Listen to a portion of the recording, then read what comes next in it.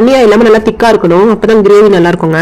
இப்ப நம்ம lemon water add பண்ணிக்கலாம். ஒரு பெரிய சைஸ்ல 3 லெமன் எடுத்திருக்கேன், அதை நல்லா ஸ்வீஸ் பண்ணி ஆட் பண்ணிக்கலாம். நல்லா மிக்ஸ் பண்ணி விட்டுறலாம். இந்த மாதிரி அதுலயே நம்ம ஒரு 2 கிளாஸ் அளவு வாட்டர் ஆட் பண்ணிக்கலாம். இப்ப நமக்கு கிரேவியோட கன்சிஸ்டன்சி கொஞ்சம் அதிகமாவே இருக்கணுங்க, நம்ம வடிச்சு செய்யறதுனால. சோ இது அதுல வேகட்டும். லாஸ்டா இதுல நம்ம பிரியாணிக்கு தேவையான அளவு உப்பு ஆட் பண்ணிக்கலாம். நம்ம வஞ்சர மீன் தான் ஆட் பண்ணி செய்யறோம். சோ இந்த மீன் பாத்தீங்கன்னா நம்ம ஃபுல்லா ஃப்ரை பண்ணி எடுத்துட்டோம். நம்ம கிரேவில ஆட் பண்ணா ஃபுல்லா வடிஞ்சு போயிடுங்க.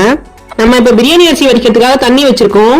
இதுல நம்ம 1 table spoon sunflower oil add பண்ணி கொஞ்சமா உப்பு ஆட் பண்ணிட்டோம். அப்புறம் இந்த கிரேவிக்கு நம்ம ஒரு கையளவு கருவேப்பிலை ஆட் பண்ணிக்கலாம். கருவேப்பிலை ஆட் பண்ணி செய்யும் போது ஃபிளேவர் ரொம்பவே நல்லா இருக்குங்க. இது மீன் பிரியாணிங்கிறதுனால நீங்க தாராளமா ஆட் பண்ணி செய்யலாம், ரொம்பவே நல்லா இருக்குங்க. நல்லா கிரேவி திக்கா ரெடி ஆயிடுச்சு, நம்ம ஸ்டவ் ஆஃப் பண்ணிடலாம். இங்க தண்ணி நல்லா கொதி வர ஆரம்பிச்சிருச்சு. இப்ப நம்ம அரிசி ஆட் பண்ணிக்கலாம். இது ஒரு 3 டைம் நல்லா வாஷ் பண்ணி எடுத்திருக்கேன். இன்னைக்கு 24 கேரட் அரிசி தான் எடுத்திருக்கேன். இந்த அரிசியில செய்யும் போது டேஸ்ட் ரொம்பவே நல்லா இருக்குங்க. பாஸ்மதி ரைஸ் விட இது ரொம்பவே டேஸ்டா இருக்குங்க. இப்ப நம்ம ஃப்ரை பண்ணி எடுத்து வச்ச மீன் இருக்கு இல்லையா, தனியா நம்ம எடுத்து வச்சிருக்கோம். மண்டை மட்டும் கிரேவில ஆட் பண்ணிருக்கோம். 2 பீஸ் மட்டும் கிரேவில ஆட் பண்ணிருக்கோம். இந்த ஃபிஷ் பிரியாணியோட ஃபிளேவர் என்ஹான்ஸ் பண்ணி கொடுக்கிறதுக்காக நம்ம ஆட் பண்ணிருக்கோம். லைட்டா மிக்ஸ் பண்ணி விட்டுறலாம். நம்ம இங்க ஆட் பண்ண ரைஸ் பாயில் ஆக ஆரம்பிச்சிருச்சு. நல்லா ஒரு 80% குக் ஆகி வரணும். நாம இந்த அரிசியை ஊற வச்சு செய்யறோம். சோ அதனாலே பாத்தீங்கன்னா பிரியாணி நல்லா உதிரியா சூப்பரா இருக்குங்க. இப்ப நம்ம பிரியாணி அரிசியை வடிச்சு எடுத்துக்கலாம். கிரேவி பாருங்க எவ்வளவு அழகா ரெடியா இருக்குன்னு. வடிச்ச பிரியாணி அரிசியை கொஞ்சமா கிரேவில ஆட் பண்ணிக்கலாம். இந்த வடிச்ச பிரியாணி ரொம்பவே கஷ்டம், சில பேர் செய்ய மாட்டாங்க. ஆனா பாத்தீங்கன்னா இந்த வடிச்ச பிரியாணி ரொம்ப ஈஸிங்க. இதே மெத்தட ஃபாலோ பண்ணி நீங்க செஞ்சு பாருங்க. இந்த மாதிரி நம்ம வடிச்சு செய்யும் போது டேஸ்ட் சும்மா சாதா பிரியாணி விடவே டேஸ்ட் ரொம்பவே நல்லா இருக்குங்க.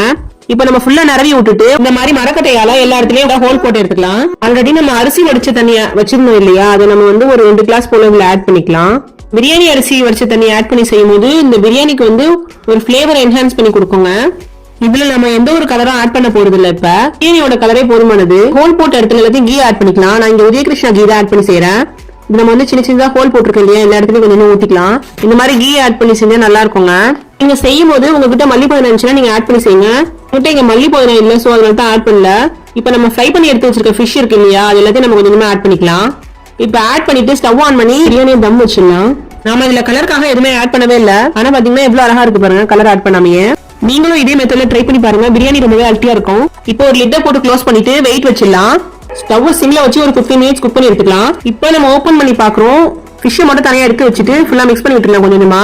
இந்த பிரியாணி அரிசி உடையாம பார்த்து பக்குவமா செய்யணும்.